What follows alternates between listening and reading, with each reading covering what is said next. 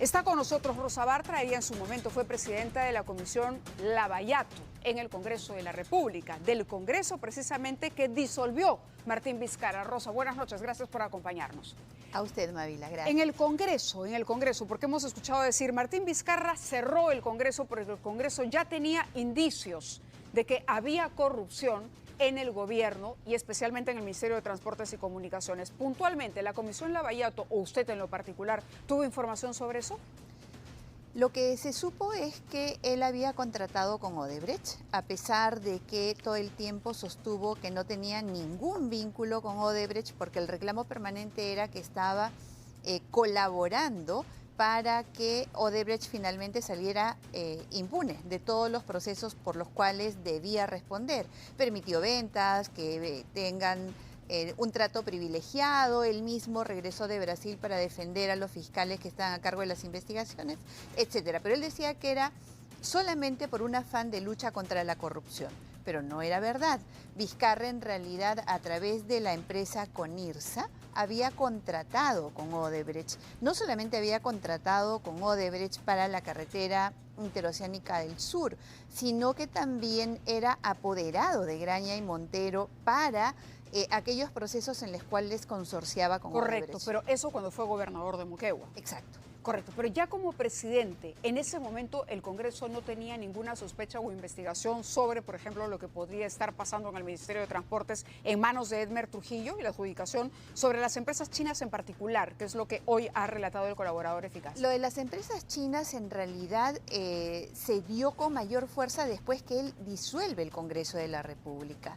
Cuando Martín Vizcarra ya siente que no podía manejar todo a su antojo, y acá yo quisiera centrar un poquito el tema para darle un poco de contexto a la época en la cual él, aprovechando este escándalo de los cuellos blancos, quiso modificar todo el sistema de justicia. Presentó incluso una ley para intervenir el Ministerio Público, lo cual era inconstitucional. Cuando fracasa esa pretensión de tomar el Ministerio Público, él impulsa la ley de la Junta Nacional de Justicia, ¿no? En medio de todo este afán de Martín Vizcarra por tomar por completo el sistema de justicia, lo que había detrás en realidad era el temor que tenía él de que si no copaba el sistema de justicia, si es que no se hacía del control del sistema de justicia, las investigaciones que tenía en curso, Lomas de Hilo, Hospital de Moquegua. Correcto, eso en el sistema de justicia, pero en el caso del Congreso, usted diría que uno de los motivos que lo lleva a cerrar el Congreso es precisamente el poder hacer y deshacer en los ministerios, traer a sus personas más cercanas y replicar de alguna manera el modelo que había llevado adelante en el gobierno, como gobernador de Moquegua, a la presidencia de la República. Absolutamente, y lo dijimos muchas veces. Es más, con usted misma hemos tenido decenas de entrevistas en las cuales mi posición con respecto a cuáles eran las intenciones de Martín Vizcarra las dejé siempre claras.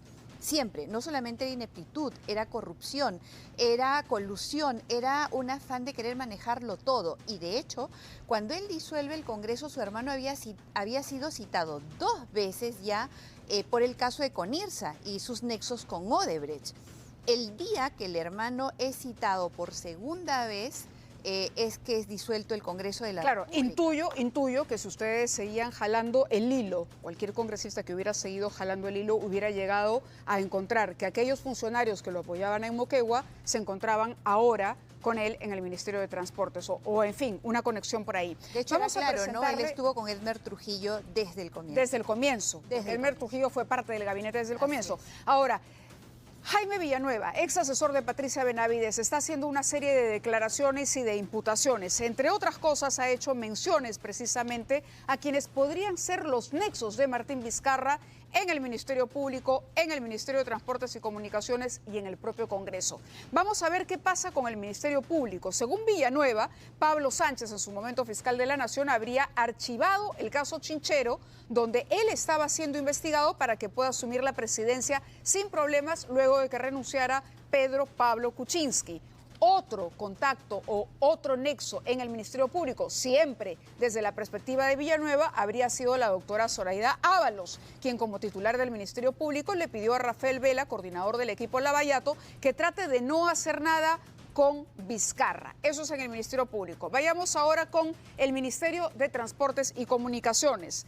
Edmer Trujillo Mori, exministro de Transportes en el gobierno de Vizcarra, fue colocado con él como titular del ministerio para, aparentemente, amañar licitaciones en este sector según una investigación fiscal. Carlos Extremaduro, ex viceministro de Transportes, habría sido designado en ese puesto por Vizcarra para promover lobbies ilícitos en el caso Intocables de la Corrupción, de acuerdo a las investigaciones fiscales. Revilla Loaiza, ex director ejecutivo de Provías Descentralizado, ha dicho, es considerado uno de los cerebros de la organización y concentrador de las coimas, además del CIDES Villafuerte, quien hemos visto devolviendo dinero en una mesa al equipo que lo intervino durante el último allanamiento.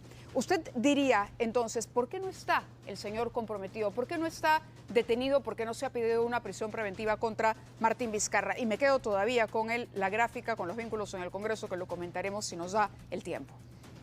Mávila, Martín Vizcarra ha sido vicepresidente, luego presidente de la República, con el fiscal de la Nación, Pablo Sánchez, con la fiscal Zoraida Ábalos, con el fiscal Pedro Chávarri, con Patricia Benavides y luego así ha continuado su investigación siendo ya fiscal Patricia Benavides y ahora el fiscal Villena. ¿Okay? Tenemos 1, 2, 3, 4, 5, 6 fiscales de la Nación que debieron haber investigado a Martín Vizcarra.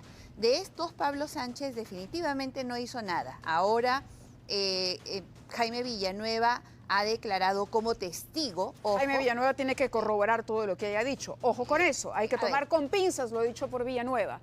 Pero la pregunta es, ¿por qué el señor Vizcarra hoy por hoy no enfrenta una situación más gravosa? Sí, en este punto yo quisiera hacer una precisión. Por favor. Porque Jaime Villanueva, por este tema en el que han creado fiscalías especializadas y se ha roto el fiscal natural, el juez natural, para el caso de estas investigaciones se creó el equipo de fiscales contra la corrupción en el poder, el equipo Lavallato, el equipo de Cuellos Blancos, etc.